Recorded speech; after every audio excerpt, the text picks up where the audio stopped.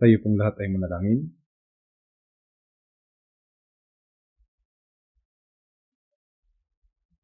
Banal at mahabagin naming Amang Diyos na sa amin ay nagmamahal, kami po na noon ay malayo sa iyo, nabubuhay sa kasalanan dahil sa aming mga masamang gawa, at kami ay naging mga kaaway ng Diyos, ay nararapat sa iyong puot at kahatulan.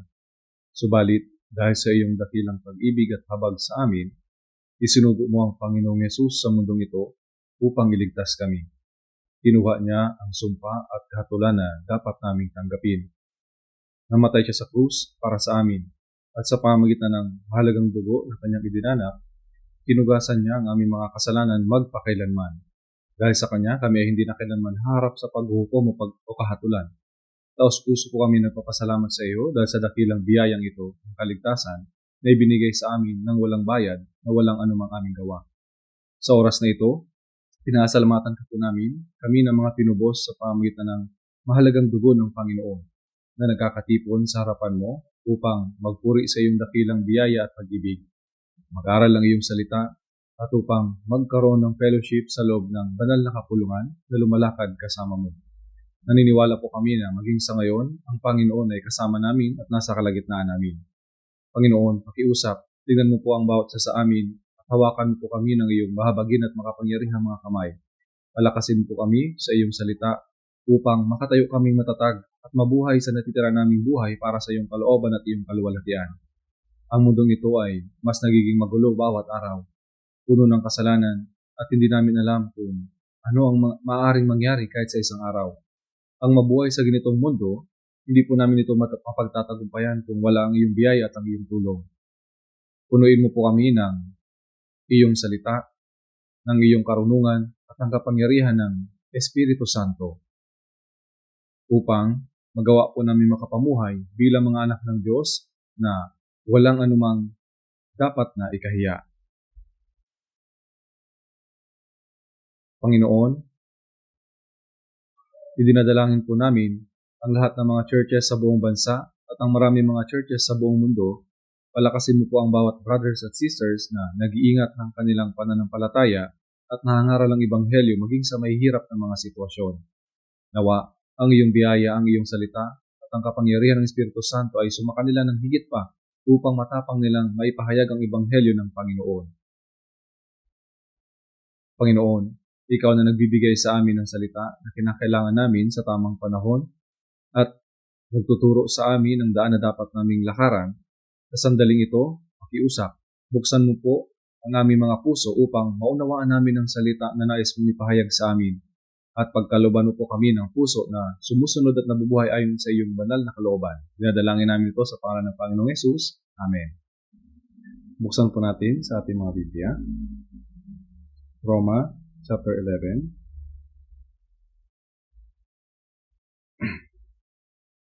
Roma chapter 11, verse 35 hanggang chapter 12, verse 2.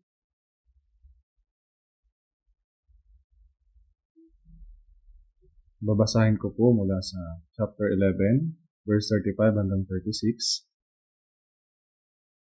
At basahin po natin ang sabay-sabay mula chapter 12, verse 1 hanggang 2.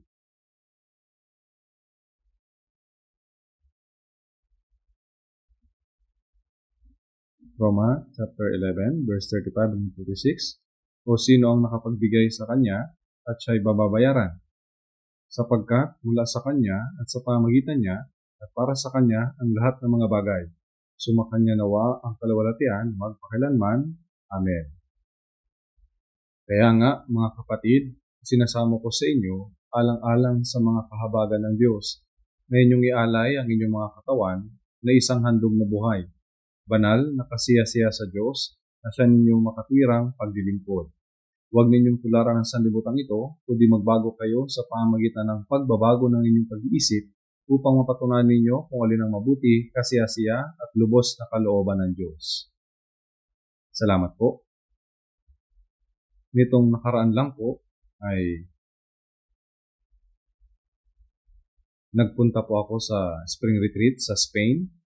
Inabot ang biyahe ng 14 na oras sakay ng eroplano, kaya medyo malayo po ito. Parang halos pareho ang pakiramdam kapag nagbabiyahe mula Korea patungong New York o Washington. Meron pong 19 na churches sa Spain at nagiging napakaayos ng pangangaral ng Ebanghelyo doon. Naniniwala po kami na halos 1,100 na mga brothers at sisters ang nagtipon para sa spring retreat na ito.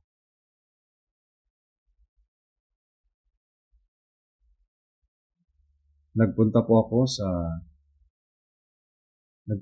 sa Spain para sa retreat. Halos 7 taon na ang nakakalipas. Nagrenta kami ng isang lugar sa Madrid upang magtipon. Subalit, walang anumang malaking lugar na magagamit. Kaya, kinailangan pa namin na magtayo ng mga tents doon po sa labas. At talagang hindi ito komportable. At dahil maraming mga churches na sa Spain, maraming mga brothers at sisters ang naligtas at maraming pangangaral ng Ebanghelyo ang dapat gawin. Naramdaman namin na talagang kailangan nating magkaroon ng sariling retreat center. Nagsikap kami na magtayo at naghanap pa nga kami ng mabibiling gusali, ngunit wala kaming mahanap na maayos na lugar. Kaya nagdesisyon po kami na bumili ng lupa at magtayo ng isang retreat center. Una, bumili kami ng isang lupa sa halagang 1,000,000 euros. Ngunit hindi sapat ang lupang iyon. Kaya nagplano kami na bumili ng isa pang lupa na pareho ang sukat. Habang naghahanap kami, isang napakaayos na gusali ang biglang ibinenta. Ito ay isang napakaayos ang pagkakatayo na gusali, gawa sa marmol. Dating ginamit iyon sa mga pagdiriwang at mga espesyal na okasyon. Ang may-ari po ay namatay ng hindi inaasahan at ang mga anak niya ay ibinenta ito upang mapaghatian ang kanilang ari-arian, ang kanilang mana. Nang makita namin ito, nagpasya kaming bilhin iyon. Nabili namin ito na sa napakaayos na kondisyon. Napakaayos ng pagkagawa sa gusali kaya hindi nito kailangan ng anumang pagkukumpuni. Kaya napakaganda po nito. Kaya doon, kami nagdaos ng retreat. Subalit dahil nasa 19 na churches ang tipon doon, ito ay mahirap isagawa ng lahatan ng minsanan. Madalas 2 beses silang nagdadaos ng retreat. Sa pagkakataong ito, 14 na miyembro ng ating mission team mula sa Korea ang nagpunta roon. Maraming tao ang dumalo at natapos namin ang retreat ng may malaking biyaya. Ang mga Espanyol sa aming palagay ay parang may dalisay na puso, higit sa mga tao sa ibang mga bansa sa Europa. Dahil doon, ang pangangaral ng Ebanghelyo ay nagiging napakaayos. Marami po tayong mga churches sa buong Europa. Subalit naniniwala ako na ang mga churches sa Spain ang pinaka-aktibo sa pangangaral ng Ebanghelyo at maraming mga tao ang naliligtas. Ito po ay tunay na dapat po nating ipagpasalamat. Sama-sama tayong gumagawa na may isang puso upang maipangaral ang Ebanghelyo sa buong mundo sa mga huling araw na ito. At ang gawain ng Diyos ng pagliligtas ng maraming tao ay patuloy na nangyayari.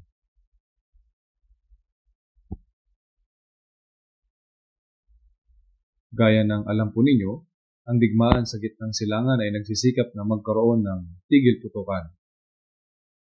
Ngunit ang mga kondisyon ay napakakomplikado at mahirap malaman kung magiging maayos ang lahat. Umaasa tayo na magkakaroon ng tigil putukan sa lalong madaling panahon at ang payapang kapaligiran ay maihahanda. Kapag nagkaroon ng digmaan sa gitnang silangan, hindi iyon doon matatapos. Magdudulot ito ng malaking kaguluhan sa pandaigdigang ekonomiya. Gaya ng alam po ninyo, umaasa ako na matitigil ito sa lalong madaling panahon. Libo-libong buhay na ang nawala.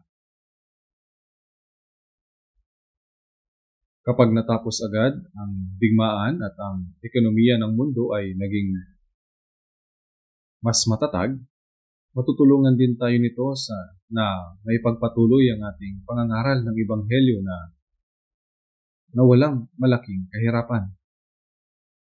Ngunit isang bagay ang malinaw. Ang digmaang ito ay iba sa mga dating nauna na. Naniniwala ako na gaya ito ng paunang sulyap sa mga huling digmaan na nakasulat dito po sa Biblia. Sa tingin ko po, una, nang ipinakita ng Diyos ang mga bagay na ito sa ating mga Kristiyano upang tayo ay maging espiritual na gising.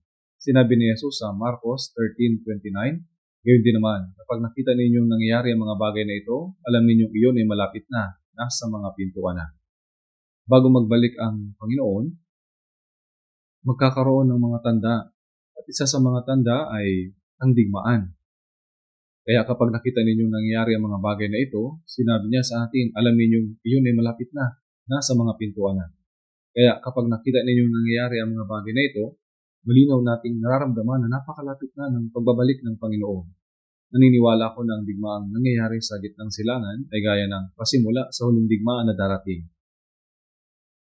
Gaya ng nanonood ang mga fans ng trailer ng isang pelikula.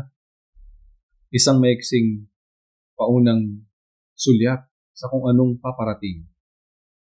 Ang digmaang ito ay tiyak na gaya ng isang paunang sulyap sa huling digmaan.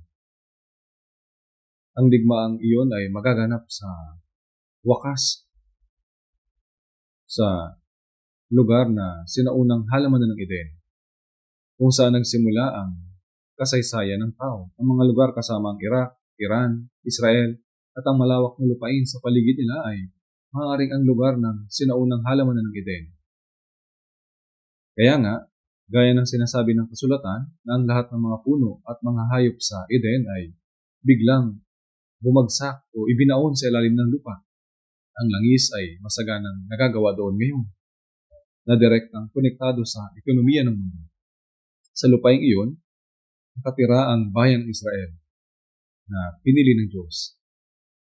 Ngunit ang mga Hudyo ay tinanggihan ang Mesiyas ay sinugo ng Diyos at siya ipinako nila sa krus. At bilang resulta, ikinalat ng Diyos ang bayan ng Israel sa buong mundo, kung saan 2,000 taon silang nagdusa ng pagpatay saan man sila mapunta. Kahit noong ikalawang digmaang pandaigdig lang, 6 na milyong Hudyo ang pinatay sa loob lang ng ilang mga taon. Maaring walang anumang bansa ang mga may kalunos-lunos na kasaysayan na gaya ng sa mga Hudyo. Ang dahilan ay ipinakita ng Diyos kung ano ang tunay na kahulugan ng kasalanan ng pagtanggi kay Hesukristo. Subalit, kung ang bansang iyon ay mapapahamak magpakailanman, sasabihin ng mga tao na ang bayan ng Diyos ay nawasak at walang Diyos.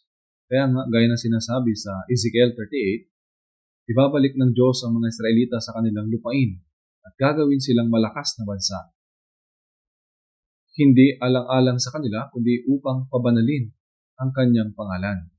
Nilalapastangan dahil sa kanila. Tumanggap ang Israel ng isang miserableng sumpa dahil sa pagtanggi sa biyaya ng Diyos. Ngunit, upang ipakita na hindi patay ang Diyos, dramatiko niyang pinanumbalik ang Israel. Noong May 14, 1948, ang bayan ng Israel ay muling tinipon sa kanilang lupain.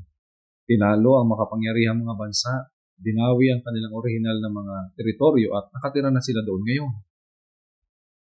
Subalit, ang mga Hudyong nakatira sa Israel ay nasa halos 6 na milyon lang ang bilang.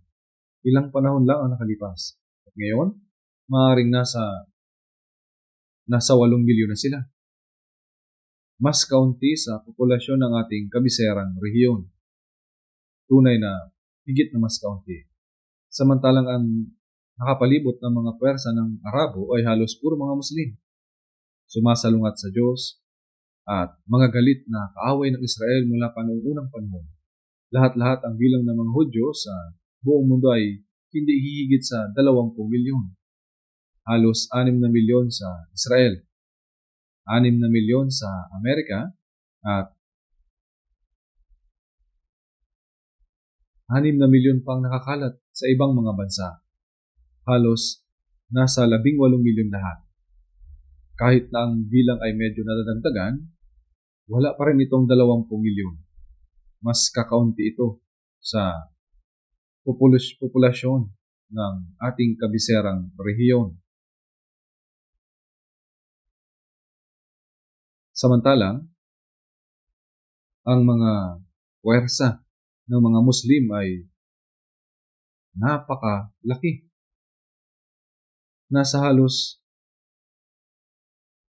50 ang mga bansang Muslim sa buong mundo. Kaya sinubukan po nilang burahin ang bansang Israel at pinaalis sila sa kanilang bansa at nagkaroon ng ilang mga digmaan simula noon. Pagkatapos magdeklara ng kalayaan ng Israel, nang sumunod na araw, nagkaroon ng unang digmaan sa gitnang silangan. At naganap ang ikalawa, ikatlo, at ika-4. Sa lahat ng mga digmaang iyon, nanalo ang Israel ng malaking tagumpay. Ang mga Arabo, ang mga Muslim, parang kaya nila agad wasakin ang Israel. Subalit kapag nagaganap ang digmaan, laging nananalo ang Israel. Namamangha ang buong mundo. Napapagtanto nila na hindi dapat maliitin ang Israel. Bakit po? Dahil ang Diyos ang nagpanumbalik sa bayan ng Israel upang ipakita ang katibayan na siya ay buhay. Kung muling mawawasak ang Israel, sasabihin ng mga tao na patay ang Diyos. Naniniwala ang mga Muslim na kung hindi mapapanumbalik ang Israel, pinapatunayan po nito na walang Diyos. Kaya nga, hindi pinapahintulot ng Diyos na mawasak muli ang bansang Israel. Pagkatapos ng pagpapanumbalik sa Israel, naitala sa Jeremias 31, verse 35 hanggang 36. Ganito ang sabi ng Panginoon na nagbibigay ng araw bilang liwanag sa maghapon at ng mga takdang kaayusan ng buwan at ng mga bituin bilang liwanag sa gabi, na nagpapakilos sa dagat upang umugong sa mga alumiyon. Ang Panginoon ng mga hukbo ang kanyang pangalan. Kung ang takdang kaayusan na ito ay humihiwalay sa harapan ko, sabi ng Panginoon, ang binhi ng Israel ay hihinto sa pagiging isang bansa sa harapan ko magpakailanman. Sa ibang salita, kung ang batas ng kalikasan, ng araw at gabi ay hihinto rin ang Israel sa pagiging isang bansa. Hanggat nananatili ang mga nilikha, hindi na kailanman mawawasak ang Israel. Kaya nga walang bansa ang maaaring makalaban sa Israel at mananalo. Ang labanan ng Israel ay ang labanan po ang Diyos. Kaya mawawasak muli ang Israel, sasabihin ng mga tao na walang Diyos. Ngunit kung sinasabi ng kasulatan na hindi na kailanman mawawasak ang Israel, ang paglaban sa Israel ay pareho ng paglaban sa Diyos. At sino ang maaaring mananalo laban sa Diyos? Kaya nga, ang mga bansang lumalaban sa Israel na nasa gitnang silangan ay halos mga Muslim lahat. At ang Israel, ang bayang pinili ng Diyos, sa likod po ng Israel, tumatayo ang Amerika, ang pinakamalakas na bansa sa mundo at isang bansang Kristiyano. Sa likod ng mga pwersang Muslim, tumatayo po ang Russia, ang duyan ng ateismo at komunismo, higit kaysa China. Parang tahimik po ang China, pero nagpapatuloy itong magpadala ng impormasyon at nakikibahagi sa mga digmaan. Ayon po sa Ezekiel, sa chapter 38, sa huling digmaan ay kabilang ang Rosh, ang lupain sa pinakadulong bahagi ng hilaga. Ito po ang Russia. Isinulat po ng Biblia ang mga bansang sasama sa Russia laban sa Israel. At kabilang sa Nangunguna sa kanila ang Iran, ang sinaunang Persia. Noong panahon ng paghahari ni Shah Pahlavi, isang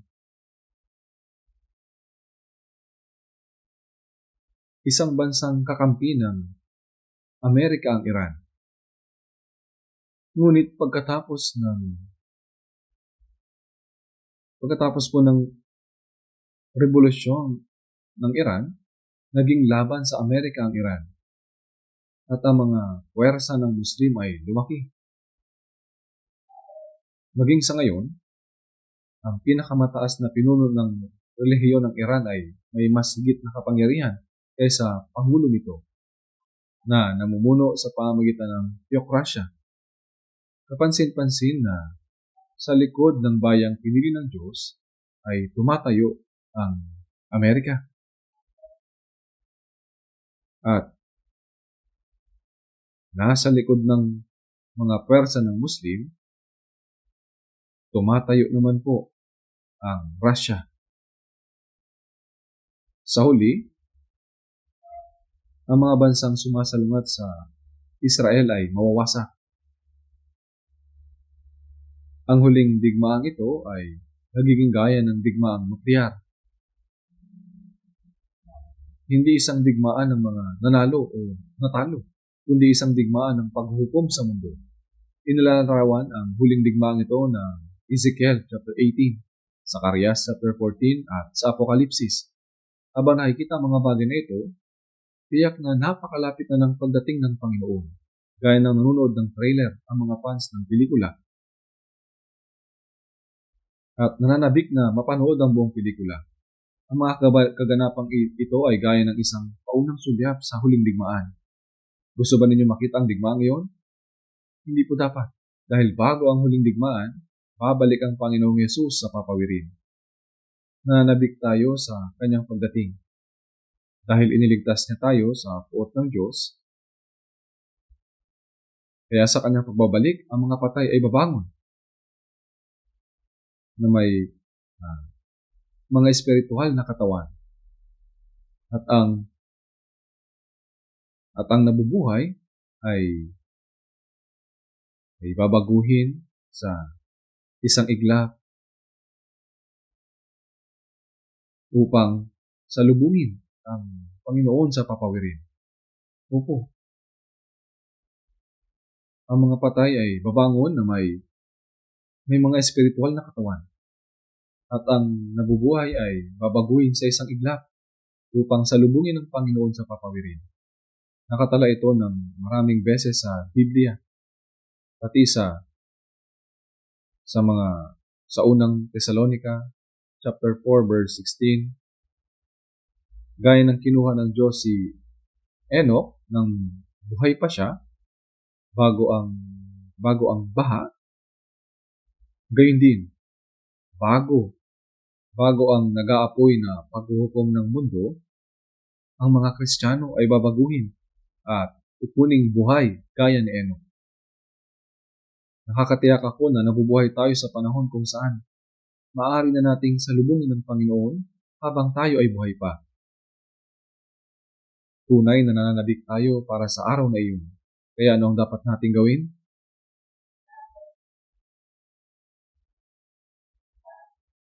Dapat po tayong maghanda sa ating sarili na salubungin ng Panginoon. Kaya nga, habang nag-aaral tayo ng mas malalim sa pamamagitan ng mga kasulatan tungkol sa mga bagay na darating, ang puso ko ay taimtim na nagnanais na makapamuhay tayo ng maayos bilang mga Kristiyano na nagmamahal at naghihintay sa Panginoon. Sa araw na ito, gusto kong pag-isipan natin ng sama-sama ang salita na ating binasa.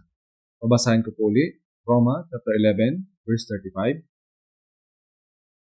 Roma chapter 11, verse 35 hanggang 36. O sino ang nakapagbigay na sa kanya at siya'y mababayaran? O sino ang nakapagbigay na sa kanya at siya'y mababayaran? Ibig sabihin nito na kung ang isang tao ay magbibigay ng anumang bagay sa Panginoon o sa Diyos, kung gayon, ang Diyos ay may utang sa taong iyon. Itinatanong nito, kung posible po ba iyon? Ano pong dapat ibigay ng Diyos na bayad? May pastor na nangaral ng talatang ito at sinasabi niya, itaas ninyo ang kamay ninyo.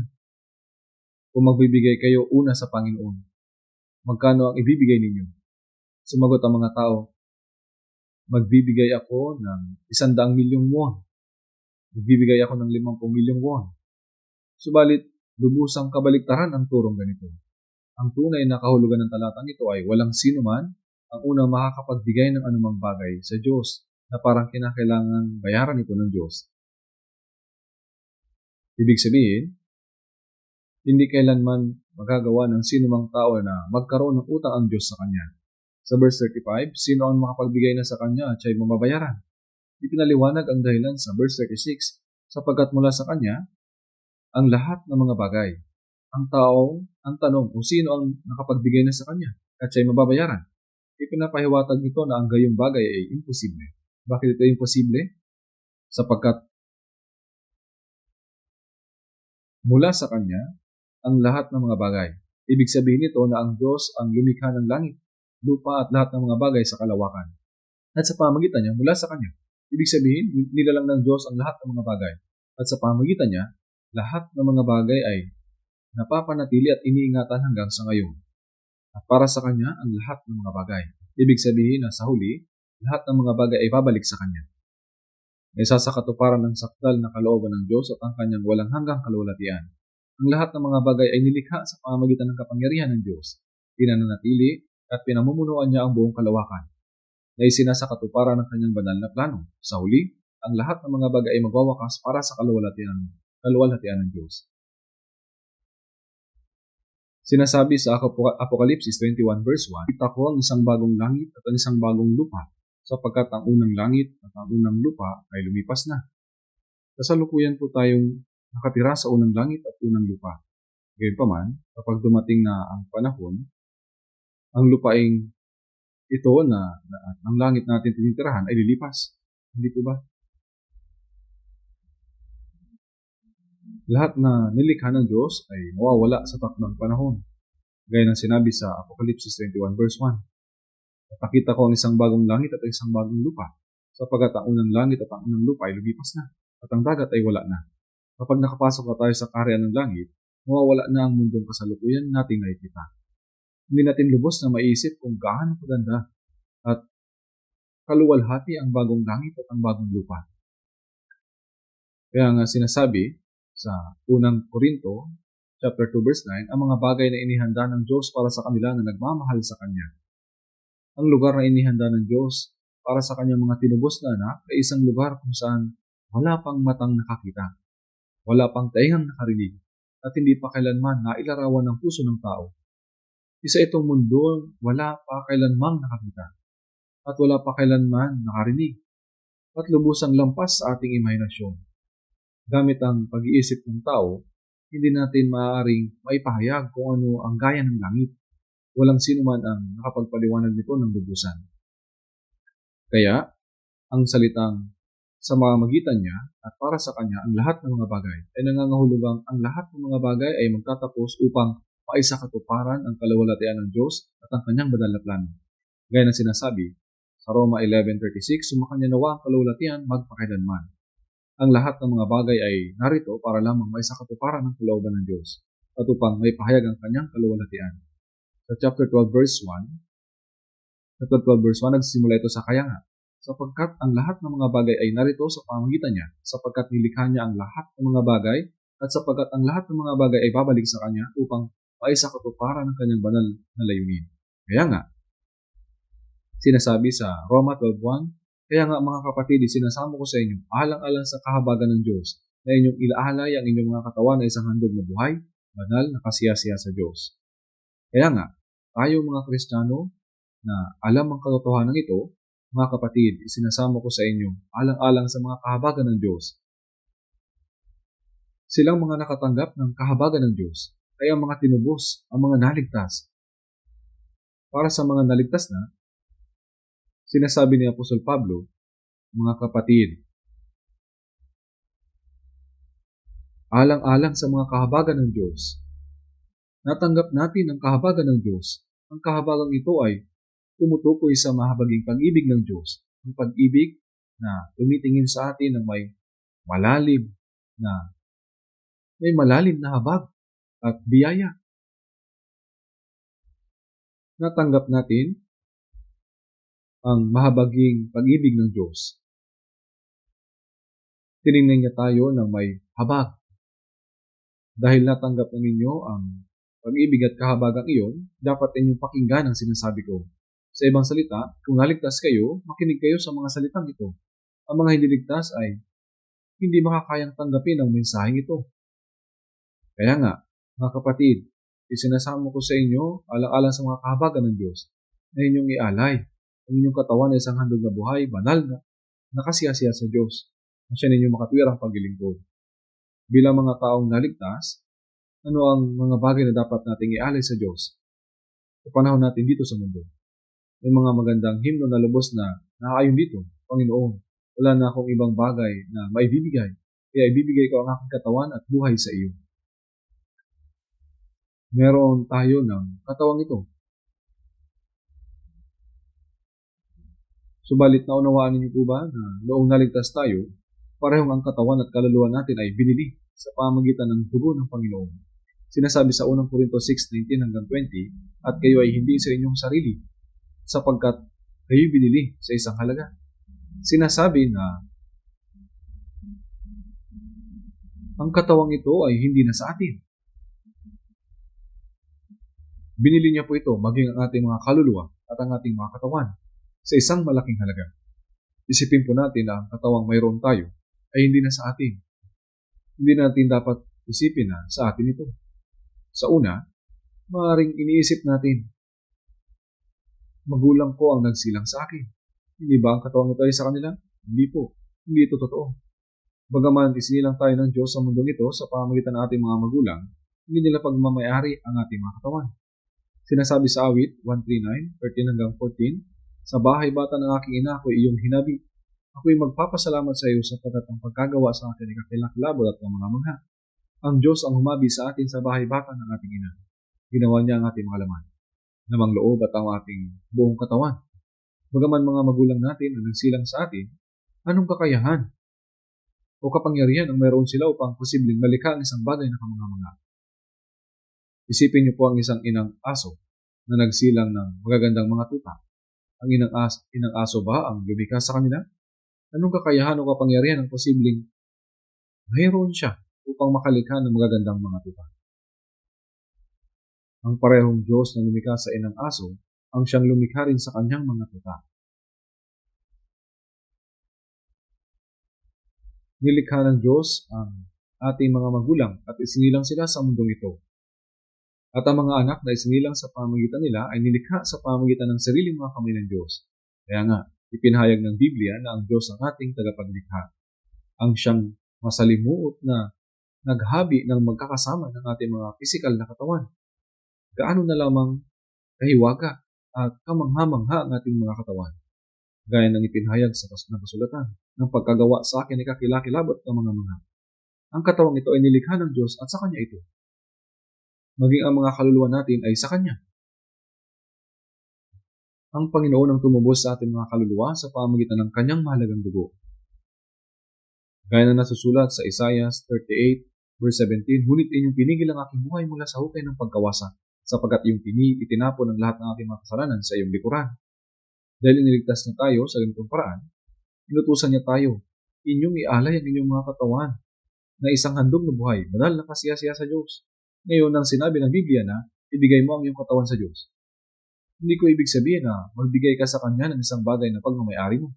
Sa katunayan, wala namang kahit anuman, walang kahit anuman sa atin, at walang tunay na sa atin. Pareho ang katawan at kaluluwa natin ay lubusang pagmamayari ng Panginoon. Siyempre po, bago tayo maligtas, pakiramdam natin na lahat ng mga bagay ay sa atin. Natural lamang po yun. Bago tayo maligtas, wala tayong alam. Hindi natin kilala ang Diyos. Ngunit pagkatapos maligtas, hindi lamang natin siya pinasasalamatan sa biyaya ng kanyang kaligtasan, kundi naunawaan natin na hiwalay ng Diyos ang ating mga kaluluwa, mga katawan, at ang buong buhay natin bilang Kanya. Itinalaga niya tayo upang maging mga pag-aari niya.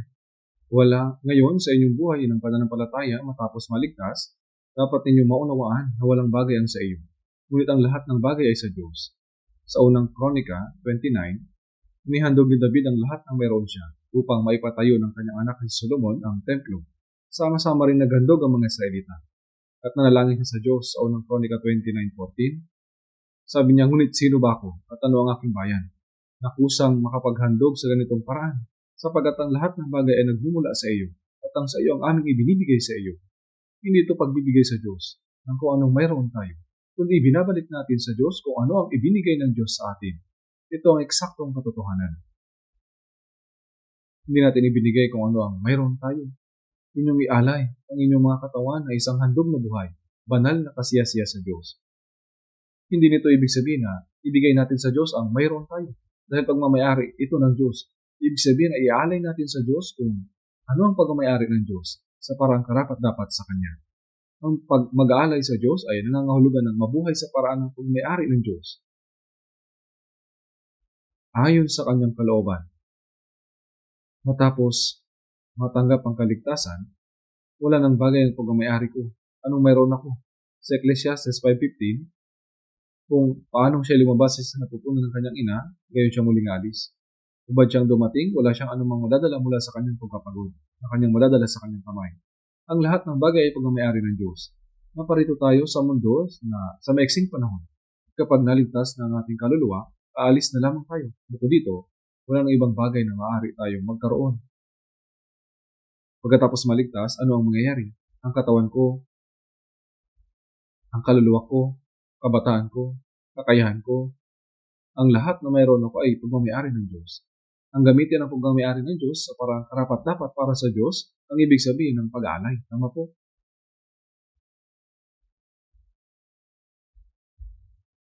Silang mga hindi ligtas, kaya nag-iisip na ang lahat ng mga bagay ay pagmamayari nila. Kaya iniisip nila na ibinibigay nila ang sariling pagmamayari nila sa Diyos. Mali po ito. Una, walang sino man ang makakapaghandog sa Diyos na anuman, sapagat ang lahat ng bagay ay sa Diyos. Ang sabihin na hinahandog natin sa Diyos ang pagmamayari ng Diyos, ibig sabihin, kinikilala natin ito ay pagmamayari ng Diyos at nabubuhay tayo sa paraanan na nararapat sa pag-aari ng Diyos. Yan po ang ibig sabihin ng paghahandog sa Diyos. Inyong ialay ang inyong mga katawan na isang handog na buhay, banal na kasiyasiya sa Diyos na siya ninyong makatwirang paglilingkod. Pagkatapos matanggap ang kaligtasan, ang pag-aalay sa Diyos ng pagmamayari ng Diyos ay mahasabing isang espiritual na pagsamba na maaari nating ialay. Sa Juan chapter 4, sinasabi ng babaeng Samaritana, sumamba ang aming mga ninuno sa bundok na ito, sa bundok ng Gerizim. Ngunit sinasabi ninyo na ang lugar na dapat pagsambahan ng mga tao ay sa Jerusalem. Alin ang tama? Kaya sa Juan 4:21, babae, maniwala ka sa akin, na darating ang oras na inyong sasambahin ng Ama, hindi sa bundok na ito o sa Jerusalem. Sasambahin ng Ama. Parehong mali po yun. Dumarating ang oras para sa tunay na pagsamba. Ang Diyos ay Espiritu. Ang Diyos ay Espiritu at ang mga sumasamba sa Kanya ay kailangan sumamba sa Espiritu at sa katotohanan. Sapagat hinahanap ng Ama ang gayong mga sumasamba sa Kanya. Kakaiba ang pananaw ng mga tao pagdating sa pagsamba. Sinasabi ng mga Kristiyano, dapat tayong magsipagsamba. Nag-uumpisa akong dumalo sa simbahan mula noong unang taon ko sa middle school. At dahil yun ay isang Christian school, kinailangan namin pumunta sa simbahan tuwing linggo. Noong pumunta kami sa simbahan, may isang matandang pastor ang nakabihis ng maayos ng tradisyonal na damit at sasabihin niya, sama-sama tayong sumamba. Ang mga sumasamba ay dapat sumamba sa espiritu at katotohanan.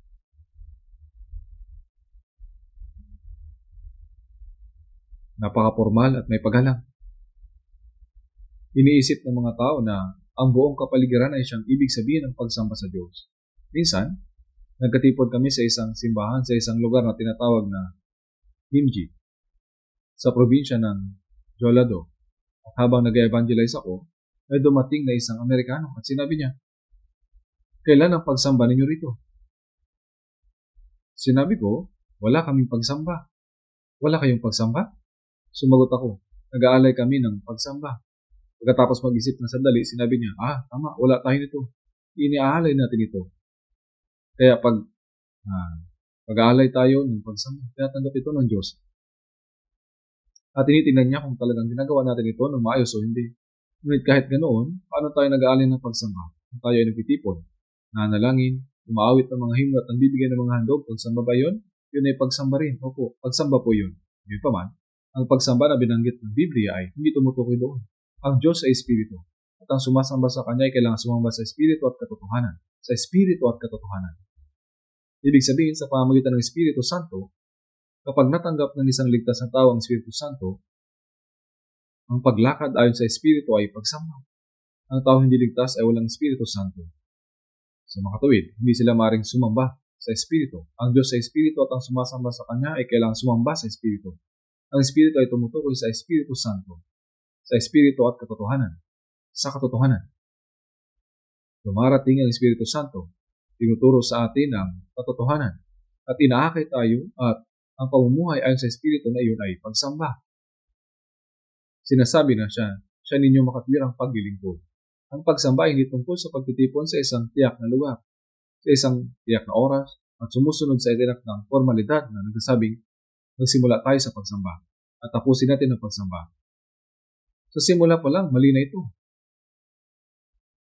Ginagawa rin yan ng mga tao sa ibang relihiyon. Ginagawa rin ito ng mga Buddhist ng napakataimtim. Yumuyo po ng daang-daang beses at nagsisikap ng husto. Iyan po ay pagsamba para sa isang taong naniniwala kay Jesus. Hindi po iyon pagsamba. Hindi tayo nagtipon dito para magsipagsamba. Huwag po tayong mamali ng pag-unawa. Nagtitipon tayo upang matuto kung paano magsipagsamba. Iyan ay isang mas tumpak na pahayag. Ang ating buong buhay ay pagsamba. Ang bawat bahagi ng buhay ay kinabubuhay ayon sa kalooban ng Diyos. Buhay, pamilya, buhay trabaho, buhay panlipunan, pagtitipon sa church para sa fellowship, pagsunod sa salita, at paglilingkod. Lahat ng aspetong ito ng buhay ay pagsamba na iniaalay sa Diyos. Ganoon kayo dapat mag-isip kapag may nagtanong, saan ka galing? At sumagot ka, nanood ako ng pagsamba. Dapat matalas ang iyong mga mata para makapanood ng pagsamba. Siya nakakakita kung nagawa ito ng maayos o hindi ay ang Diyos. Tama po? Ang pagsabing nanonood ako ng pagsamba ay kakaiba at maging ang pagsasabing nag-alay ako ng pagsamba ay nakakapandin lang. Kung ganoon ay nag-aalay ka ba ng pagsamba sa simbahan at tapos na iyon? Simulan natin ang pagsamba at pagkatapos, ang pagsamba ay tapos na. Ang pagsamba ay natapos, seryosong problema ito. Ang ating buong buhay ng pananampalataya ay dapat maging pagsamba. Ang pamumuhay ng ating puso, pag-iisip, salita, at kilos ay nabubuhay ayon sa kalooban ng Diyos. Lahat ay ginagawa para sa kaluwalhatian ng Diyos. Lahat ng ito ay pagsamba. Hindi isang bagay na ginagawa sa pamamagitan ng pagsunod sa isang ritual. Ang ganitong konsepto ay nagmula sa mga gumagawa ng relihiyosong pagsamba sa Diyos-Diyosan. Gamit ang katawang ito, inyong ialay inyong mga katawan na isang handog na buhay, manal na kasiyasiya sa Diyos. Isang handog na buhay. Sa lumang tipan, nag-aalay sila sa pamamagitan ng pagpatay ng mga tupa, kambing o guya. Ngunit sa bagong tipan, si Jesus ay dumating at inialay ang kanyang katawan bilang handog na pantubos para sa ating mga kasalanan. At para sa mga ligtas, ang pamumuhay sa natitira nilang buhay, ito ay hindi sa pamamagitan ng paghahandog ng mga tupa, kambing o guya, kundi ang ating sariling katawan ang naging alay. Ang ating katawan ng alay, ito ay handog na inihahandog sa Diyos. Ang pag-aalay ng pag-aari ng Diyos sa Diyos, iyan ay pagsamba. At ang salitang pagsamba at paghahandog ay pareho. inyong ialay bilang isang handog na buhay na siya ninyong makatwirang paglilingkod. Iyon po ay handog. Iyan ay pagsamba. Sa makatuwid, upang makapag-alay ng pagsamba sa Diyos, dapat po nating malaman na parehong binili ang ating katawan at kaluluwa ng dugo ng Panginoon. Ibinibigay ba natin sa Diyos ang meron tayo? Ibinibigay natin sa Diyos ang pag-aari ng Diyos. Sa unang Korinto, sa chapter 6, verse 19 hanggang 20, kayo ay hindi sa inyong sarili, sapagkat kayo binili sa isang halaga, kaya't luwalatiin ninyo ng inyong katawan ng Diyos. Kaya, inialay natin ang ating katawan sa Diyos. Hindi lamang ang ating katawan, kundi ang ating katawan at ang ating puso. Inihandog natin ang lahat sa Diyos. Iyan ang buhay na handog na inialay sa Diyos. At ang lahat ng ating mga salita at ang mga gawa ay dapat maging isang buhay na handog na nakalulugod sa Diyos. Luwalatiin ninyo ng inyong katawan ng Diyos. Sinasabi sa mga taga-Roma 3:23, yama ang lahat ay nagkasala at hindi nakaabot sa kaluwalhatian ng Diyos. Lahat ng bagay ay hindi makapagbibigay luwalhati sa Diyos dahil sa kasalanan. Kaya sa unang Korinto 10, verse 31,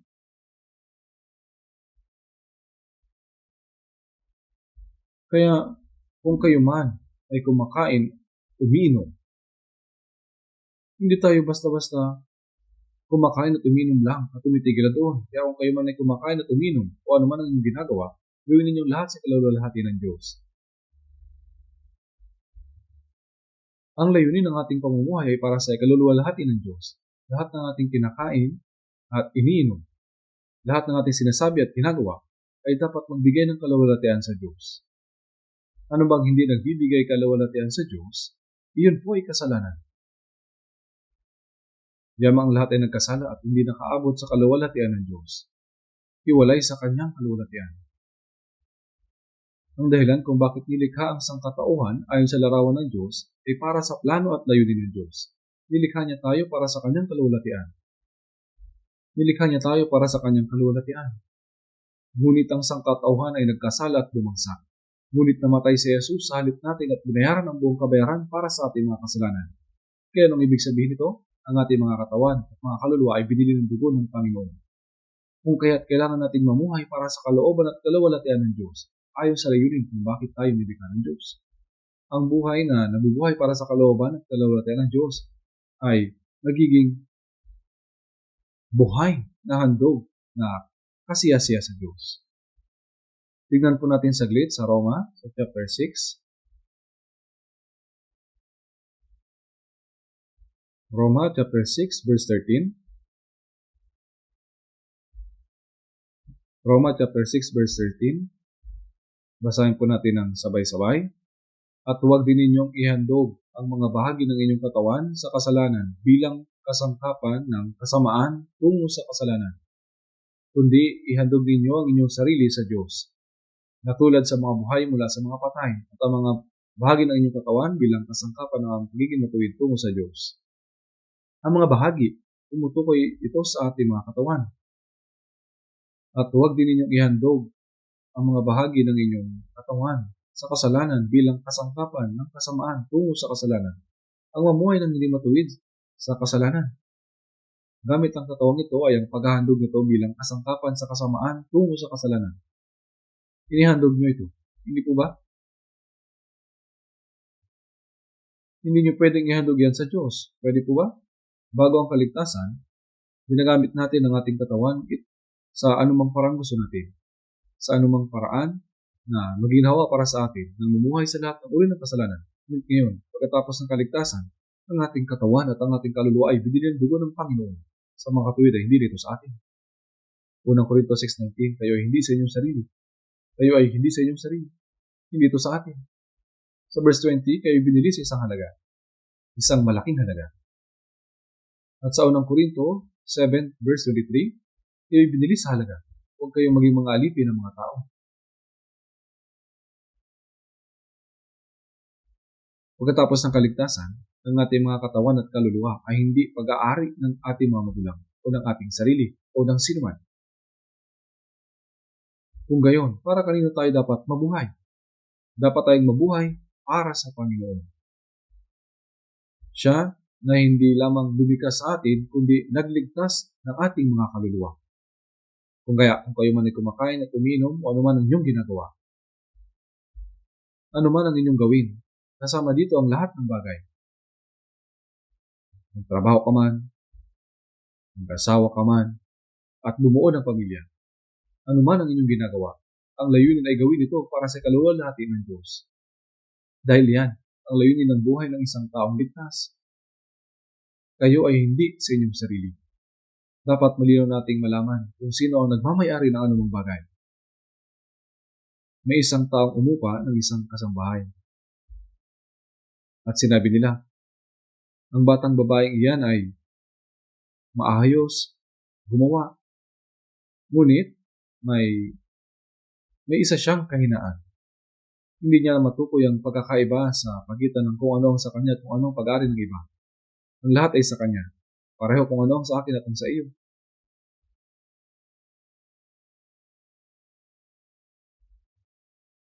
Sa isang tren, mayroong sabitan ng quote. Doon ito ay sinasabit. Pagkatapos, ang ibang tao ay mag-aalis din ng quote at isasabit din ito sa ibabaw ng sa iyo. Tapos aabutin nila ang bulsa ng iyong quote. Ang nakasabit sa ilalim, kukunin ang wallet at ilalagay sa quote nila. Pagkatapos ay aalis sila. Sa katunayan, minsang nangyari iyon sa akin. Pagbaba ko sa tren, wala na ang wallet ko. Kaya ang taong iyon ay kumuha nito. Kung sasabihin kong, excuse me, bakit kayo nangunguha ng wallet ng iba? Maaaring sabihin lang nila na akala nila ay sa kanila iyon. Dapat nating malaman kung alin ang sa atin at kung alin ang pag-aari ng ito. Ang mabigong malaman ng pagkakaiba nito ay pagnanakaw.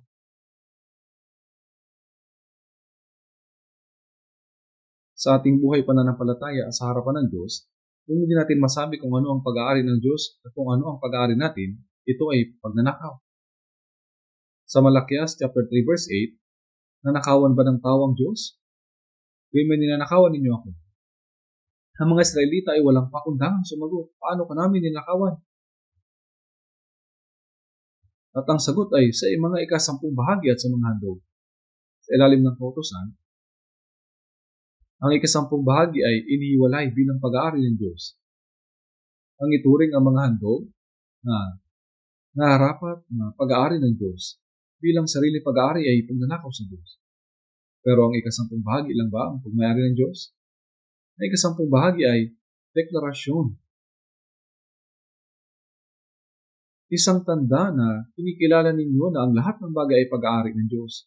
Ang pagdadala ng ika-10 bahagi ay ang pagkilalang iyon. Kaya, pagkatapos bang ibigay ang ika-10, ang natitirang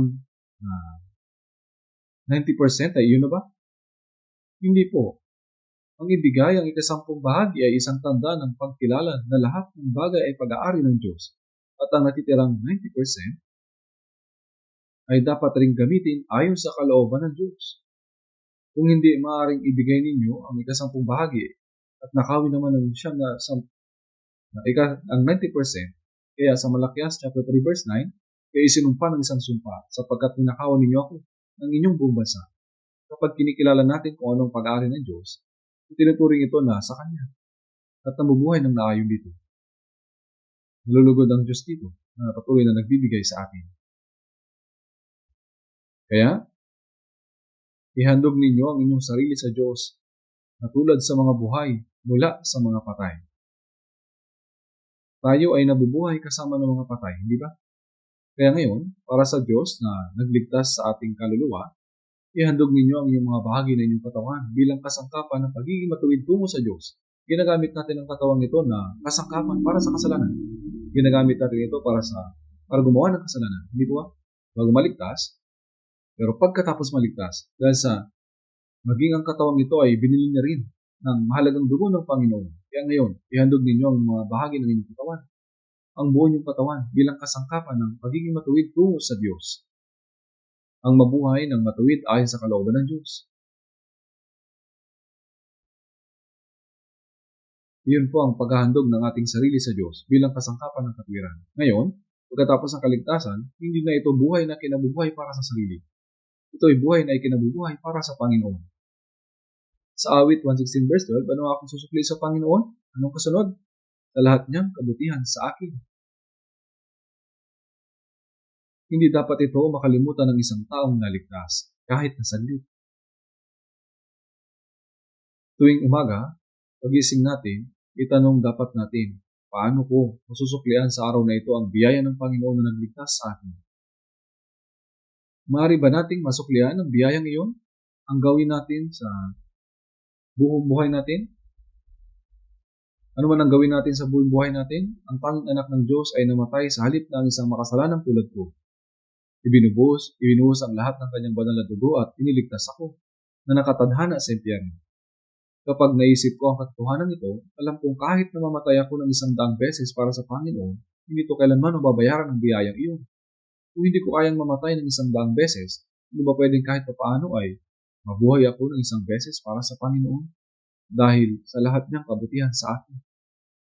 Upang iligtas ang makasalanang tulad ko, iniwan niya ang maluwalhating trono sa langit, bumaba sa mundo, naging tulad sa tao, at hindi lang siya nagtiis ng bawat pagdurusa na kinaharap ng sangkatauhan, kundi siya na banal at maluwalhati ay tumanggap ng parusang kamatayan, gaya ng pinaka-nakakaawang kriminal.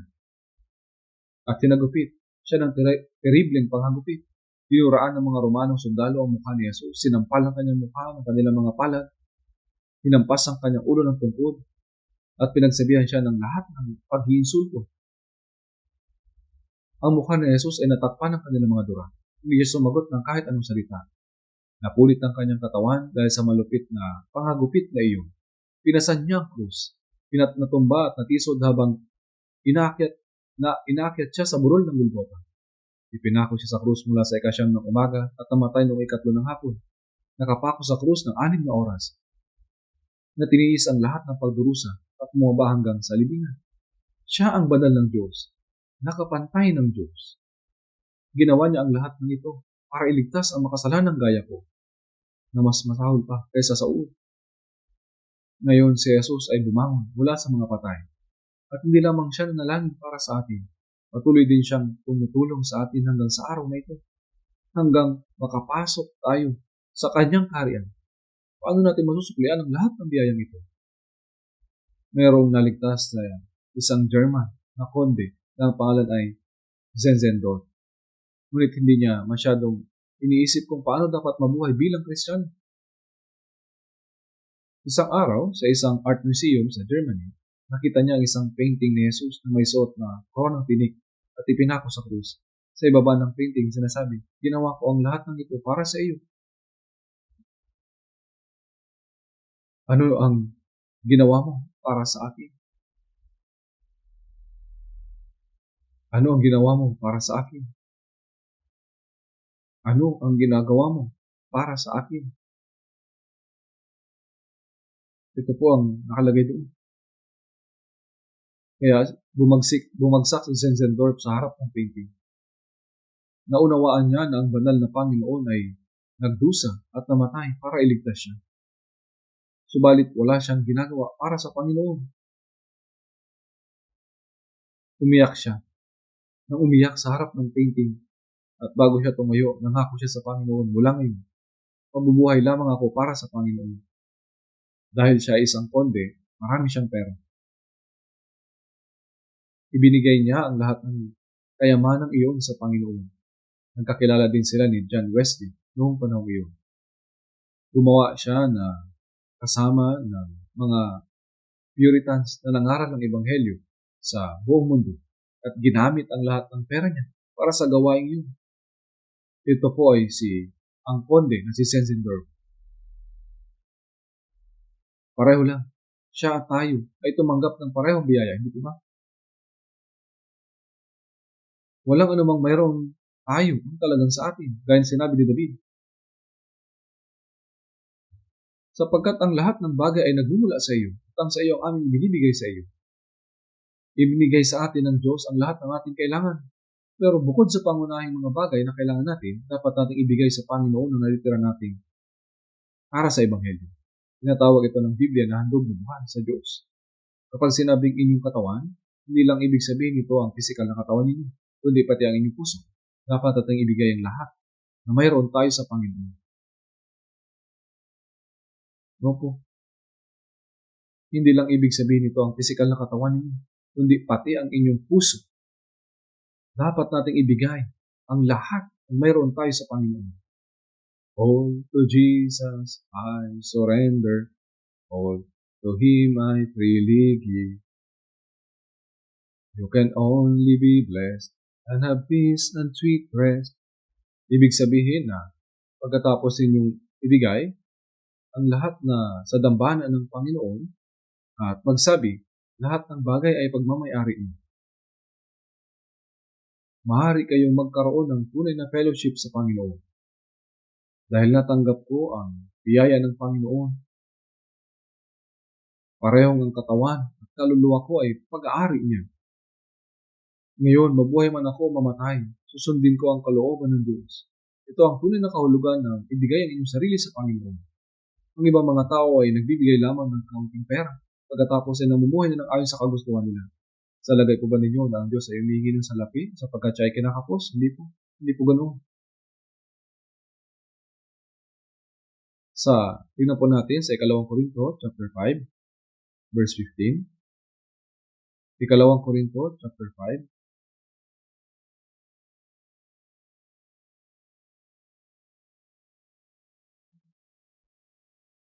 Ikalawang Korinto chapter 5, verse 15. Basahin po natin ng sabay-sabay.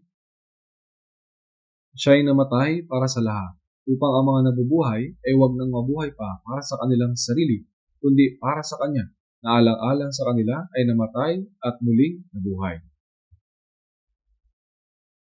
Siya'y namatay para sa lahat. Opo, siya'y namatay para sa lahat. Ang Panginoon ay namatay para sa lahat. Siya po ba ay namatay para lamang sa ibang tao? Siya ay namatay mismo para sa akin. Kapag sinabing lahat, huwag po ninyong isipin ang inyong sarili ay maliit na bahagi lamang ng karamihan. Subalit, isipin po ninyo na siya ay namatay para sa akin. Pakiusap, sikapin ninyong ilagay ang inyong sarili sa talatang ito. Ilagay po ninyo ang inyong sarili sa talatang ito. Upang ang mga nabubuhay. Ano pong ibig sabihin ng ang mga nabubuhay? Ibig sabihin po na tayo ay nabubuhay ngayon sapagkat ang Panginoon ang namatay sa halip natin. Kung ang Panginoon ay hindi namatay, sa akin, paano ako mabubuhay? Sinasabi sa unang 1:4 verse 9, dito nahayag ang pag-ibig ng Diyos sa atin. Sapagkat sinugo ng Diyos ang kanyang bugtong na anak sa sanlibutan upang tayo mabuhay sa pamamagitan niya. Ang Diyos ang namatay sa halip na ako upang mabigyan ako ng buhay. Upang ang mga nabubuhay. Tayo na mga naligtas ay muling binuhay sapagkat ang Panginoon ay namatay para sa atin. Hindi po ba? Upang ang mga nabubuhay ay huwag nang mabuhay pa para sa kanilang sarili. Hindi na muli. Pagkatapos natin maligtas, hindi na tayo dapat muling mabuhay pa para sa ating mga sarili, kundi para sa Kanya, na alang-alang sa kanila ay namatay at muling nabuhay. Ibig sabihin po ay hindi na dapat tayo mabuhay pa para sa ating mga sarili, subalit para lamang sa Panginoon na namatay at muling nabuhay para sa atin. Dahil ang Panginoon ay binili na ang ating katawan at kaluluwa sa pamamagitan ng kanyang dugo, wala na kung anumang pagmamayari pa. Ang lahat ay sa Panginoon. Dahil ang lahat ay sa Panginoon, dapat lamang tayong mabuhay ng ayon sa kanyang kalooban. Di po ba? Kahit na ako'y mabuhay at umamatay. Lahat ay maging ayon sa iyong kalooban. Tingnan po natin, Roma chapter 14.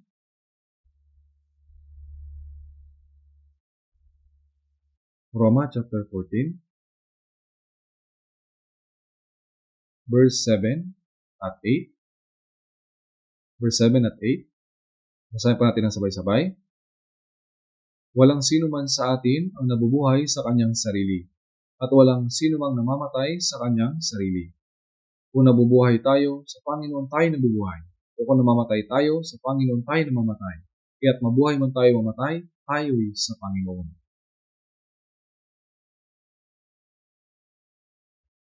Binasa niyo po ba ito ng mabuti?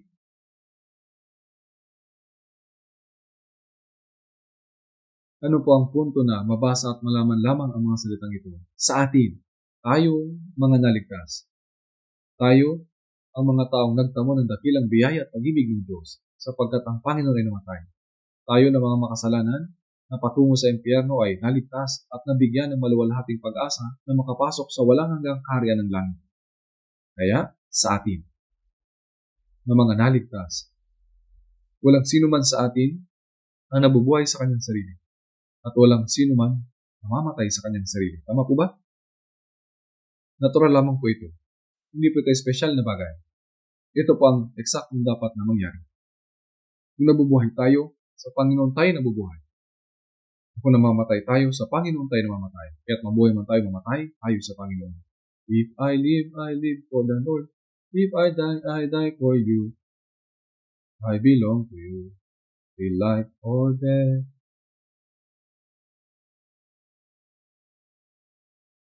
Tayo po ay walang kalayaan na mabuhay para sa ating sarili at walang karapatan na mamatay para sa ating sarili. Kaya't mabuhay man tayo mamatay, ito ay ayon sa kalooban ng Panginoon.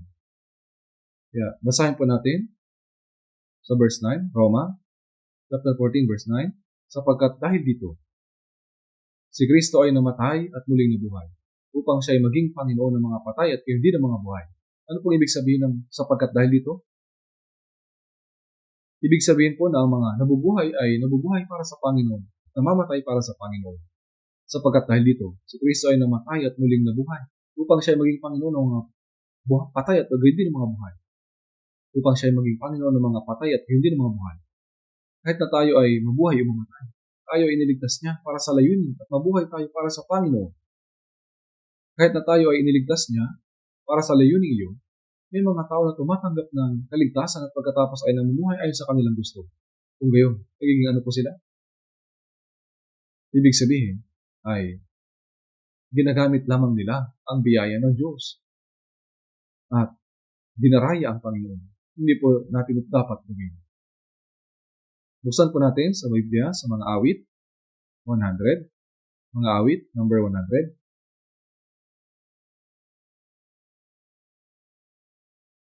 Basahin po natin mga awit 100, number 100, verse 3.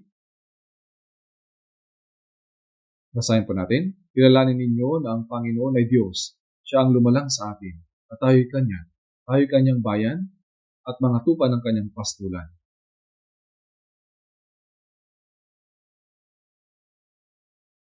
Kilalanin ninyo na ang Panginoon ay Diyos. Siya ang lumalang sa atin. Siya ang lumalang sa atin at tayo ay Kanya.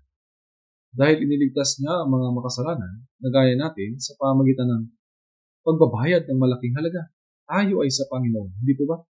Tayo ay Kanyang bayan at mga tupa ng Kanyang pastulan. Iniligtas tayo ng Panginoon at naging ating mabuting pastor.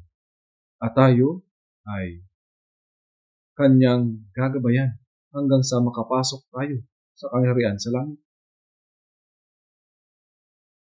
Basahin din po natin Galatia chapter 2 verse 20.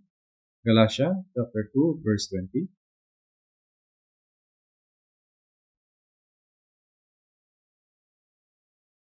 Galatia chapter 2 verse 20.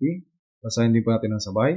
Ako'y ipinakong kasama ni Kristo at hindi na ako ang nabubuhay, kundi si Kristo ang nabubuhay sa akin.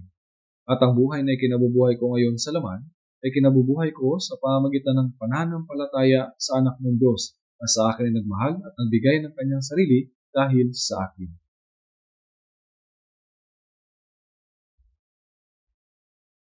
Kabisado na ninyong lahat ang talatang ito. Tama po ba? Sa mga hindi po ito kabisado, kabisaduhin niyo po ito bago po kayo kumain ng tanghalian. Hanggang hindi niyo po ito nakakabisado, huwag po kayong magtanghalian o maghapunan. Ang salitang ito ay hindi lamang dapat kabisaduhin.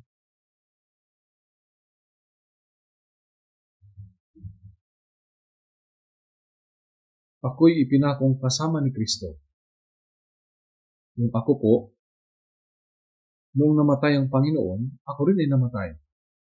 Ako na isang makasalanan. Hindi na ako ang nabubuhay, kundi si Kristo ang nabubuhay sa akin. Ang taong tumanggap ng kaligtasan ay may Panginoon na ngayon na naninirahan sa loob niya. Tama po? Si Kristo ay nasa akin. Ang Panginoon ay wala sa malayong lugar. Sa halip ay nasa mga taong naligtas. Sa Juan, chapter 14, verse 20, sa araw na iyon, ay malalaman ninyo, ako'y nasa aking Ama, at kayo'y nasa akin at ako'y nasa inyo. Ako at ang Panginoon ay nag-iisa, at hindi na maaaring paghiwalay pa. Hindi na ako nabubuhay, kundi si Kristo ang nabubuhay sa akin. At ang buhay na kinabubuhay ko ngayon sa laman, ay kinabubuhay ko sa pamagitan ng pananampalataya sa anak ng Diyos na sa akin ay nagmahal at nagbigay ng kanyang sarili dahil sa akin. Ng Diyos na sa akin ay nagmahal at nagbigay ng kanyang sarili dahil sa akin. Siya ay nasa akin. Sabi pa, ay kinabubuhay ko sa pamagitan ng pananampalataya sa anak ng Diyos. Ngayon, ang Panginoon ang aking Panginoon. At siya ay nasa akin, ang Panginoon. Isa lamang akong shell, at ang Panginoon ay nasa akin. Ang Panginoon ang dapat maging Panginoon ng aking buhay. Ngayon, isang bagong layunin sa buhay ang ibinigay sa atin ayon sa kalooban ng Diyos, gaya ng natutunan natin sa Biblia. Ang Espiritu Santo sa pamamagitan ng salitang ito ay naniniwala tayo na nasa atin ang Panginoon. Pagkatapos ay pinapangunahan tayo dito upang mabuhay ayon sa ninais ng Panginoon. Sa unang Juan, chapter 2, verse 6, sabi, ang nagsasabing siya'y nananatili sa Kanya, ang Panginoon ay nasa akin, at ako ay sa Panginoon. Ang nagsasabing siya'y nananatili sa Kanya, hinaharap ating lumakad gaya ng Kanyang paglakad. Gaya ng paglakad ng Panginoon, ginagawa ng Espiritu Santo na maniwala tayo na nasa atin ang Panginoon at ipinapaalam nito sa atin kung ano ang kalooban na nakalulugod sa Panginoon. At binibigyan niya tayo ng puso upang mabuhay ayon sa kalooban ng Panginoon. Sa Filipos 2:13, sabi, sapagkat Diyos ang gumagawa sa inyo, maging sa pagnanais at sa paggawa, para sa kanyang mabuting kalooban. Ginagawa ng Diyos na gumagawa sa atin na ang kalooban na kalugod-lugod sa Kanya ang maging nilanais ng ating puso. Binibigyan tayo ng Panginoon ng pagnanais na gawin ang kalooban ng Diyos na nasa atin.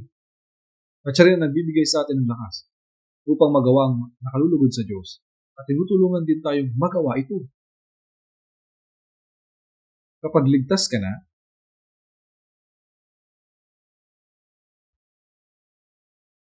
dapat ninyong malaman na ang Panginoon ng inyong buhay.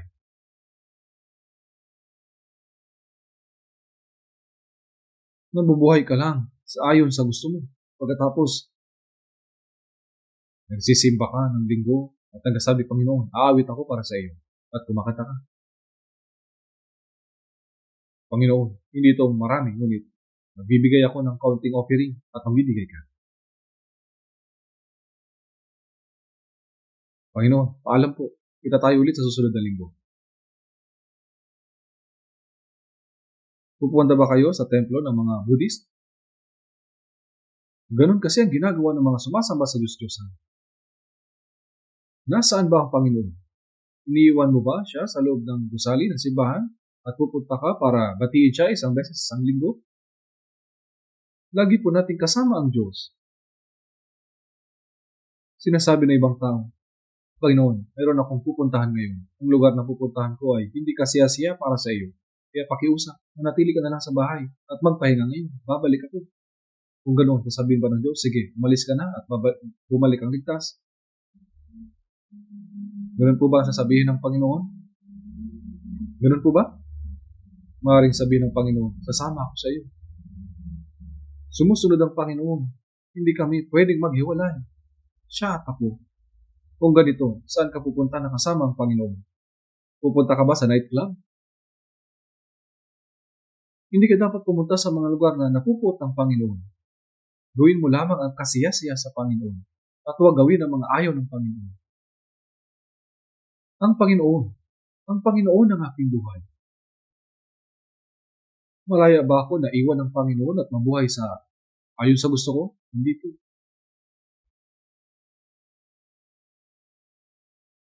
Sinabi pa, Hindi na ako nabubuhay, kundi si Kristo ang nabubuhay sa akin. Inaasahan ko po na tiyak na may sasaulo niyo po ito. Kung sakaling nakalimutan niyo ito, paulit-ulit na sauluhin natin. At ang buhay na ikinabubuhay ko ngayon sa laman ay kinabubuhay ko sa pamamagitan ng pananampalataya sa anak ng Diyos na sa akin ay nagmahal at ang bigay ng kanyang sarili dahil sa akin. Sabi po, na sa akin ay nagmahal at ang bigay ng kanyang sarili dahil sa akin.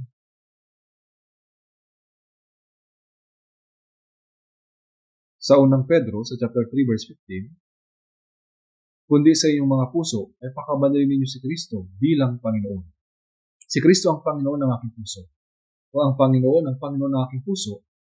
Kung gayon ay hindi ko mapipigilan ang maging banal sa pamamagitan ng pamumuhay ayon sa kalooban ng Panginoon. Tama po ba? Kaya sabi, kundi sa iyong mga puso ay pakabanalin ninyo si Kristo bilang Panginoon. Sinasabi rin sa Ephesians chapter 5 verse 10 na inaalam ko anong kalugod-lugod sa Panginoon. Ibig sabihin ay hanapin kung ano ang nakakalugod sa Panginoon. At sa ating buhay Kristiyano ngayon, habang tayo ay natututo ng Biblia, nalaman natin kung ano ang kasiyasiya sa Panginoon at ginagawa natin ang nakakalugod sa Kanya. At dapat hindi natin gawin ang kinamumuhian niya. At kahit na gusto kong gawin pero ayaw ng Panginoon, hindi ko dapat gawin ito. Hindi tayo dapat pumunta sa lugar na ayaw ng Panginoon. Hindi rin tayo dapat sumama sa masamang kaibigan. Sabi sa unang Korinto 15:33, huwag kayong padaya. Ang masamang kasamahan ay sumisira ng magandang ugali. Kung makikipagkaibigan ka sa mga tao ng salibutan, marurumihan ang iyong puso. Maaaring mapalapit ka sa kanila, alang-alang sa evangelism. Ngunit hindi kayo dapat maging malapit na magkaibigan. Pagkatapos maligtas, dapat na maging malapit kang kaibigan sa mga kapwa natin ligtas ng mga Kristiyano at tumiwalay sa mga makasalibutang kaibigan. Dahil sisirain nila ang pananampalataya natin. Pagkatapos maligtas, ang ating buhay ay ipapamuhay lamang para sa Ebanghelyo ng Panginoon. Sa Juan 5:17, sinabi ni Jesus, hanggang ngayon patuloy sa paggawa ang aking Ama at ako'y patuloy rin sa paggawa. Anong gawa ang ginagawa ng Ama? Ang paglikha ng langit at lupa ay nilikha sa loob ng 6 na araw. Sinabi sa Genesis chapter 2 verse 1, nayari ang langit at ang lupa at ang lahat ng mga bagay sa mga iyon. Ang gawain ng paglikha ay natapos. At sa ikapitong araw, sinabi, ng ikapitong araw ay natapos ng Diyos ang gawain na kanyang ginawa at nagpahinga siya ng ikapitong araw mula sa lahat ng kanyang gawain kanyang ginawa. Nagpahinga ang Diyos sa ikapitong araw. Subalit, sa tingin niyo ba, nagpahinga siya dahil napagod siya sa kanyang labis na gawain? Hindi po. Nagpahinga siya dahil natapos ang gawain. Sa ikapitong araw o maging ikawalong araw ay patuloy siyang nagpahinga. Ngunit kailangan siyang magsimulang gumawa ulit. Sa Genesis chapter 32, dahil nagkasala si Adan at Eva, ang taong nilikha ayon sa wangis ng Diyos ay nagkasala. Kaya't naging seryosong problema ito. Kaya't nagsimula ulit ang Diyos sa paggawa. Pinasimulan niyang gawain ng kaligtasan. Kaya sa Lumang Tipan, nakasulat ng detalyado kung paano niligtas ng Diyos ang mga makasalanan na nahulog sa kasalanan na patungo sa impyerno. At ayon sa pangako na iyon, si Jesus ay dumating upang magligtas. At sinasabi, hanggang ngayon patuloy sa paggawa ang aking Ama. Mula kailan? Mula nang magkasala ang sangkatauhan, sinimulan niya ang gawain ng kaligtasan. At sinabi pa, at ako'y patuloy rin sa paggawa. Si Jesus ay dumating upang gawin iyon. Nagplano ng Lumang Tipan ang gawain ng kaligtasan. At si Jesus ay dumating ayon sa plano na iyon upang magligtas. Kaya sa Juan 5:21, sapagkat kung paano ibinabangon ng Ama ang mga patay at sila'y binubuhay, gayon din naman binubuhay ng anak ang sino mang nais. Paano po? Paano sila binubuhay? Sila ay nabubuhay kapag nabayaran ng kanilang kasalanan. Kaya upang tayo mabigyan ng buhay, namatay si Jesus kapalit natin.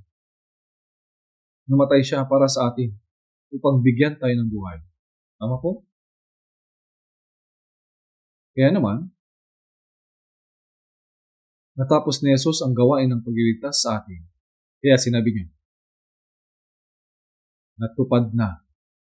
Juan 19 verse 30. Sabi niya, natupad na. Ibig sabihin, ay natapos na ang lahat. Nabayaran ang lahat. Ibig sabihin ay lubusang natapos na ang gawain ng pagliligtas. Sabi sa Juan 20 verse 19, ang muling nabuhay na si Jesus ay nagpakita at nagsabi, kapayapaan ang sumainyo. Parang sinabi ng Panginoon, dahil binayaran ko ang lahat ng inyong mga kasalanan, ngayon na may ginhawa na ang inyong puso. Binigyan niya tayo ng kapayapaan ng Diyos. At sinabi niyang muli, kung paanong sinugo ako ng Ama, ay sinusugo ko rin naman kayo. Juan 20:21. Sinugo ang Panginoon upang mamatay doon sa krus, upang tubusin ang ating mga kasalanan. Kaya sinabi sa Juan 17 verse 4, sa pagtatapos ko ng gawaing ibinigay mo sa akin, tinapos po niya yung kanyang gawain sa pamamagitan ng kamatayan niya doon sa krus. Kung paano sinugo ako ng Ama, pinadala ng Diyos si Jesus upang may sakatuparan ng gawain ng kaligtasan. At siya ay muling binuhay. At sinabi niya, isinusugo ko rin naman kayo. Para saan tayo isinusugo? Ang mga alagad ni Jesus at tayong lahat na naligtas ay mga alagad ni Kristo. Tayo ay sinusugo upang isalaysay kung ano ang naisakatuparan ng Panginoon. Tama po ba? Inalis ng Panginoon ang lahat ng kasalanan ng buong sanlibutan magpakailanman. Subalit hindi ito alam ng sanlibutan. Kaya kung ito ay maisasalaysay, walang sino man ang maliligtas kung hindi may isasalaysay. Sa Roma 10:14, ngunit paano nga sila tatawag sa Kanya na hindi nila sinampalatayanan? At paano sila sasampalataya sa Kanya na hindi nila napakinggan? At paano sila makikinig kung hindi walang mga ngaral? At paano sila mga ngaral kung hindi sila sinugo? Kung walang mga ngaral, walang sino man ang maliligtas. Kung ang mga Kristiyano ay mananatiling tahimik, paano nga maliligtas ang iba? Maaari bang maligtas ang isang taong kung kasi matalino siya? Silang mga naunang naligtas ay nangaral ng Ebanghelyo at nagdinig at naunawa ng iba. Kaya ang pananampalataya ay nagagaling sa pakikinig. Ang pakikinig ay sa pamamagitan ng salita ni Kristo. Ngunit paano nga sila tatawag sa Kanya na hindi nila sinampalatayanan? At paano sila sasampalataya sa Kanya na hindi nila napakinggan? At paano sila makikinig kung walang mga ngaral? At paano sila mga ngaral kung hindi sila sinugo? Tayo na mga naligtas, ay mga sinugo upang ipangaral ng Ebanghelyo. Paano sila mga ngaral kung hindi sila sinugo? Kung ang tao naligtas ay tatahimik at tungkol sa Ebanghelyo, hindi dapat po ganito. Dapat tayong manalangin para sa mga hindi ligtas. At dapat tayong magbigay ng offering upang may pangaral ng Ebanghelyo sa mga hindi paligtas. At tayo po, sa sarili natin, dapat nating ipangaral ng Ebanghelyo. Tayong lahat ay mga ebanghelista na nangangaral ng Ebanghelyo. Napakadaming tao sa paligid natin at sila ay patungo sa impyerno. Halimbawa, madami ang namamatay sa aksidente o sa digmaan. Ang problema ay hindi lang sila basta namatay. Saan sila napunta pagkatapos? Pag-isipan po natin ito. At yung mga tinakda sa mga tao mamatay na minsan, pagkatapos ito ay ang paghuhukom. Nalalaman natin na kapag ang makasalanan ay namatay, siya ay haharap sa hukuman ng Diyos. Huhukuman at mapupuntang impyerno. Subalit, nanatili ba kayong tahimik?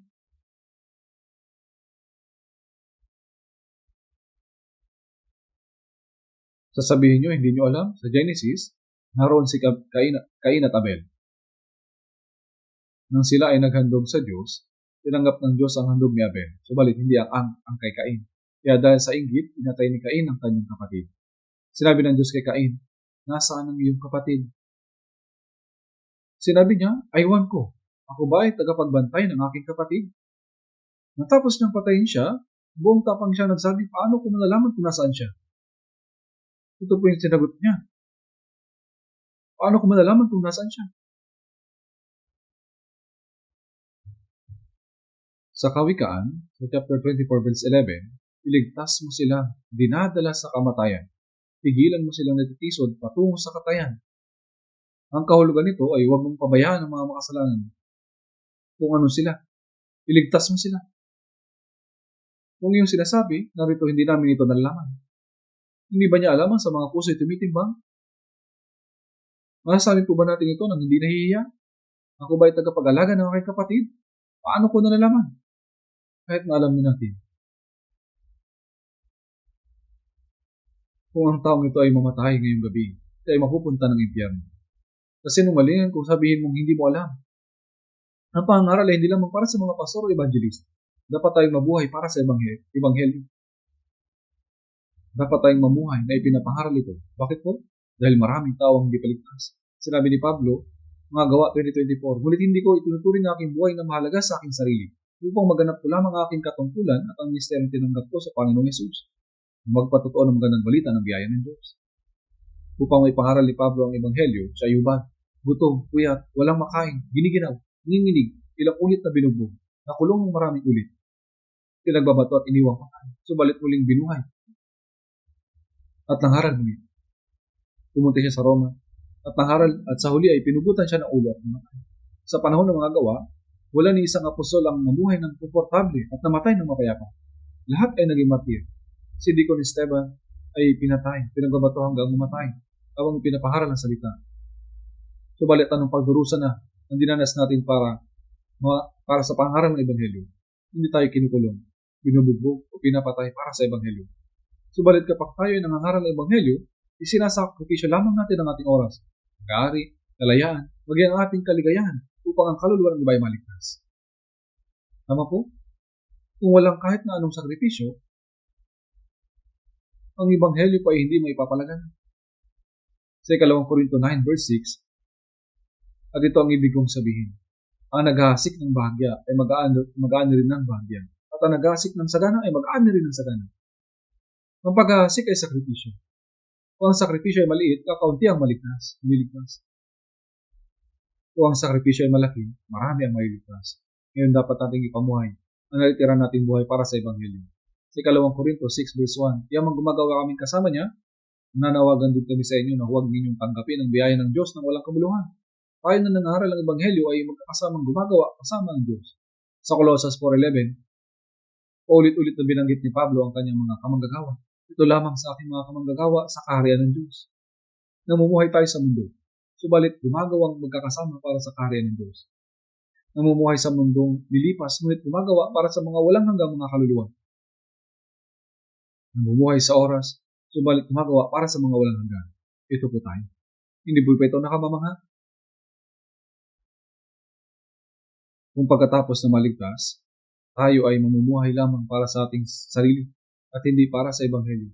Pupunta sa church, nagkipag-fellowship, aawit, mananalangin. Hindi naman po ito masama. Subalit kung ito na lahat, normal na buhay Kristiyano ba ito? Hindi po. Dapat nating ipangaral ng ebanghelyo. Upang may pangaral ng ebanghelyo, dapat nating isakripisyo ang ating oras, pag-aari at ang ating kalayaan.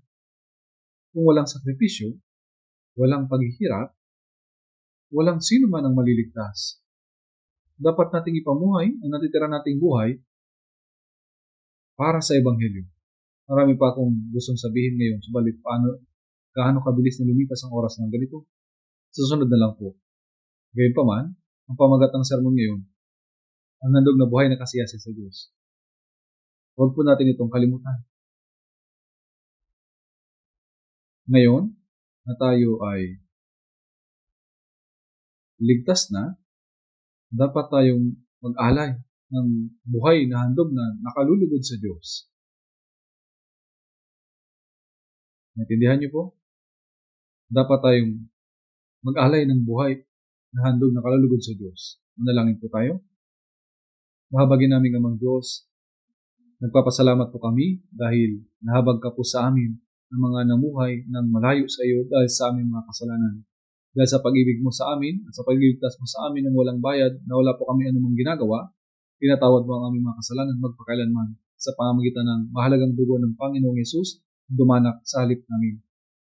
Nung hindi ka pa po namin nakikilala, ngayon, pakiusap, ipahintulot mo po maunawaan namin kung ano ang dapat naming isukli sa biyaya na ibinigay mo po sa amin sa natitira naming buhay. Tulungan mo po kami na mamuhay para sa Panginoon, para sa kaluwalhatian ng Diyos at para sa Ebanghelyo. At pakiusap, gamitin mo po kami ayon sa kalooban mo upang natitira naming buhay ay tunay na maialay bilang buhay na handog na nakalulugod sa iyo. Ito ang aming dalangin sa pangalan ng Panginoon Kristo. Amen.